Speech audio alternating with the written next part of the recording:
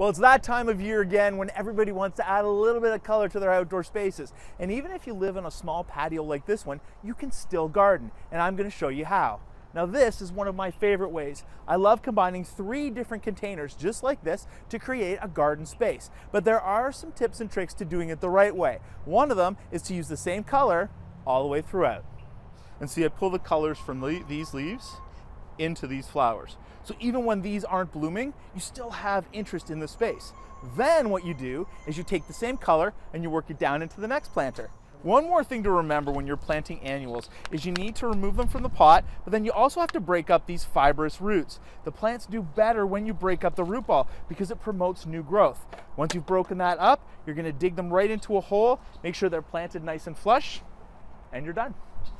Now, I'm a huge fan of survival of the fittest when it comes to planters, so I tend to overplant them. I wouldn't do this in a garden, but in containers you can kind of get away with it because they like to be in a crowded space.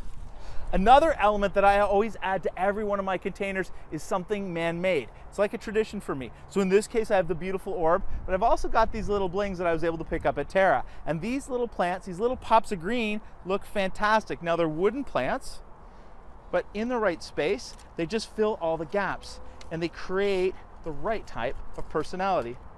And just when you think you're done, I always like to add one little bit of whimsy, just like this bunny running through the garden. It makes me smile every time I see it. So it doesn't matter if you're coming out into your backyard space or a guest is visiting for the first time. They're gonna look at your planters and compliment you on your amazing garden.